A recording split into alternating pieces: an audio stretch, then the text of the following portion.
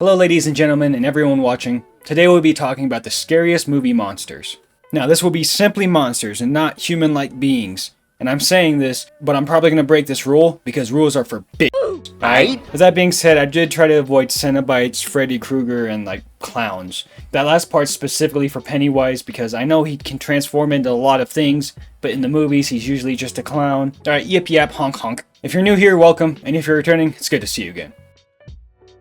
Smile Demon.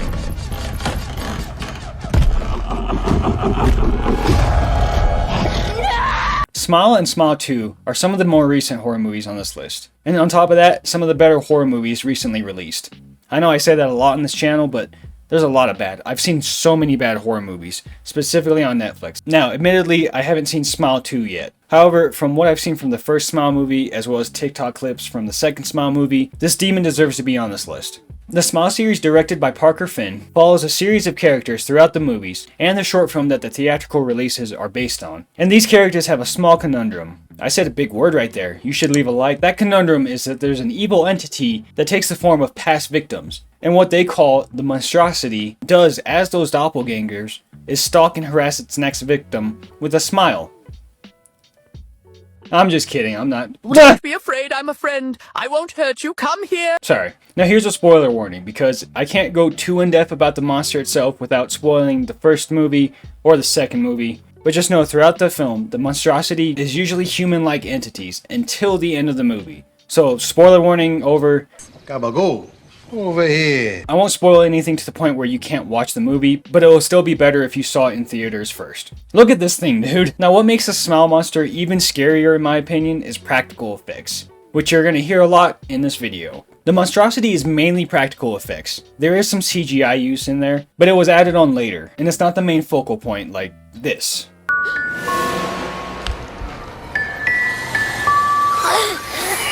I was so happy to see the use of practical effects for a monstrosity again in horror. A lot of the times we see that with the deaths or brutality with people's arms getting cut off and heads ripped off. We bring the boom! That's what we do! But seeing it used simply for the monster or the bad guy or the antagonist, whatever word you want to use, you fancy buzzword bitch, it's awesome.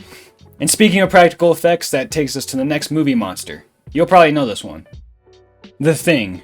The Thing, directed by John Carpenter and starring Kurt Russell, is one of the most highly decorated horror movies of all time. This is because of its amazing ability to scare viewers through supernatural, monster, and body horror, all while having an amazing mysterious plot. And one of the most famous parts about The Thing is its practical effects. The movie follows a team in Antarctica that is being hunted by an alien. Now this ain't no Sigourney Weaver alien. Nope, ain't like that. This alien takes place of humans. Two monsters that take form of the victims already in the list. We slowly watch the tension between the team rise and rise, all while they're getting picked off.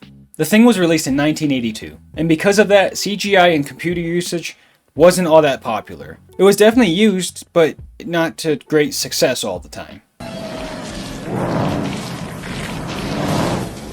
I mean shit, even today, things like The Flash come out. My point is, movies back then couldn't depend on computer effects, and just After Effects in general. And a great example of that is the head spider from The Thing compared to the head spider from It Chapter 2.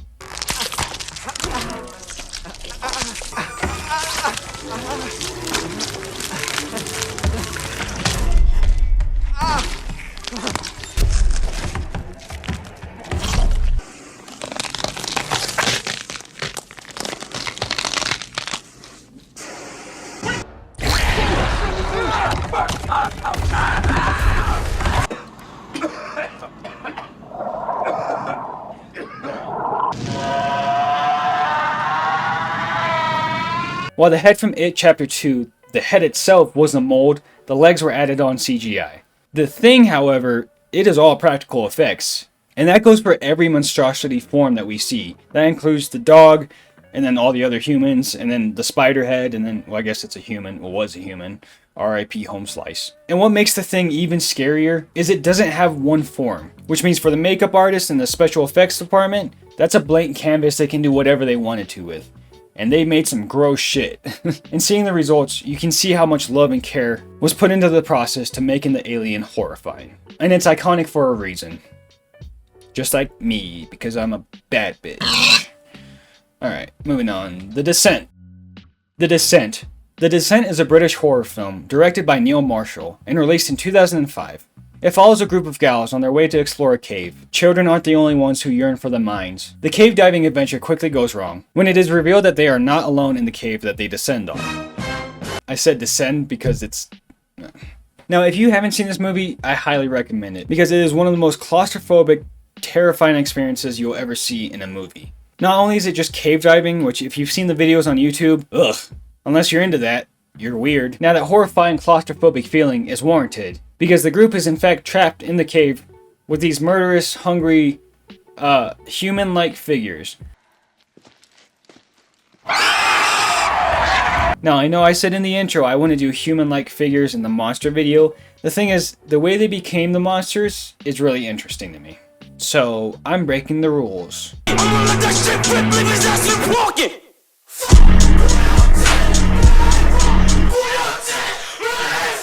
The creatures never get a full name. However, production, cast, and crew refer to the creatures as crawlers because they crawl. So you know how I mentioned the crawlers eat you? Yeah, they do it graphically too in the movie. It's a bloodbath.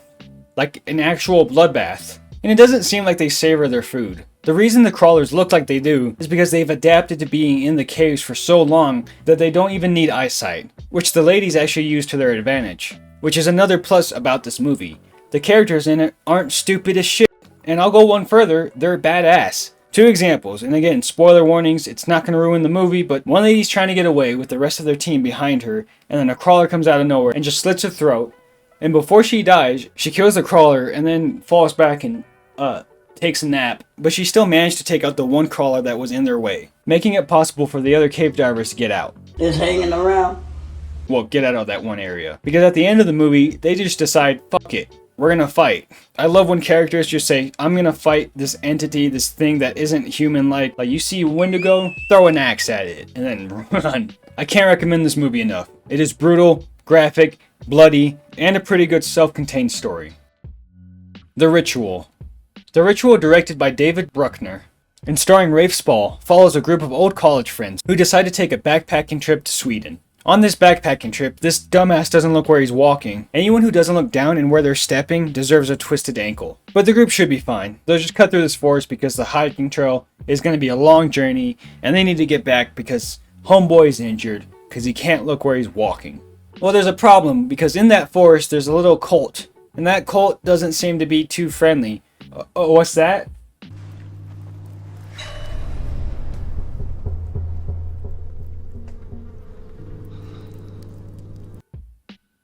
That's not good. At least it's not one of us. Oh, what's that? Oh my god! Oh my god!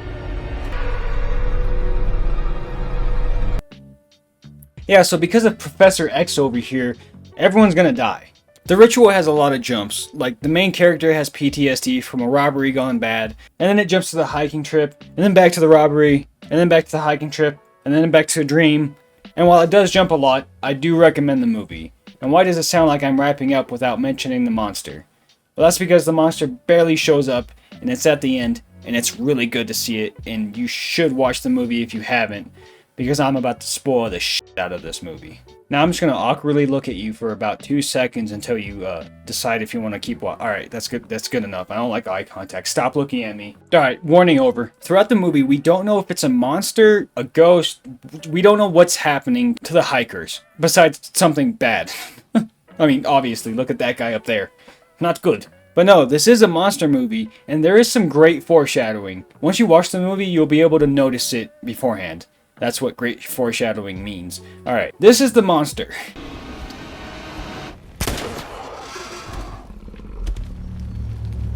Now, when I was first watching this, and up until I researched it, which was like a couple hours ago, I thought this was just an interpretation of a Wendigo. However, it is not. This monster is actually Moldor, an enormous elk-like creature, and instead of a head, it has a headless torso with antlers, creepy-ass hands, which we'll get into in a second, and 2 glowing yellow eyes that will stare into your soul. An obscure Jotun that inhabits a forest in northern Sweden. I hope I said that word right, but I'm sorry if I didn't. And throughout the movie, we get hints that there's a cult following the hikers. And at the end of the movie, we find out that the cult actually worships this monster. And the Modar is not too happy about the hikers, because the hikers seem to f up his whole shtick. The design on Modar is amazing. And as mentioned, those hands are freaking terrifying. They use amazing shots where one's up close like a POV shot, holding a guy. And then you also see the monster come down and just peekaboo. Like he's should I make another Diddy joke? That'd be like 3 videos in a row. Actually, I didn't make one last. Like he's poking through like he's Diddy. This design, I fancy. Not in a weird way though.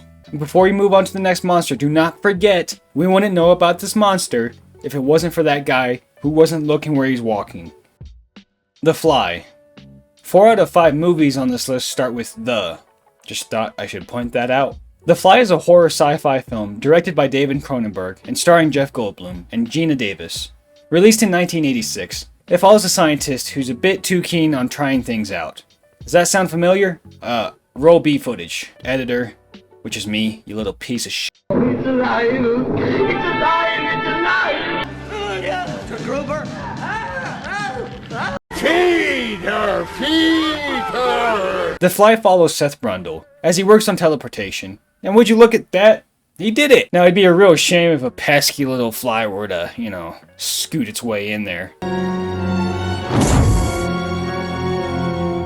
The movie The Fly, we pretty much just watch Seth Brundle's character slowly transform into a fly.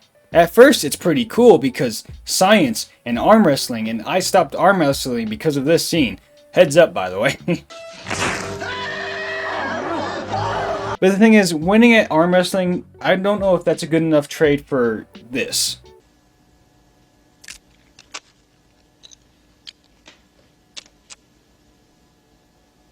Now, I've glazed practical effects enough, but if even half of the Fly's makeup was CGI or computer effects, I don't think it would look nowhere near as good.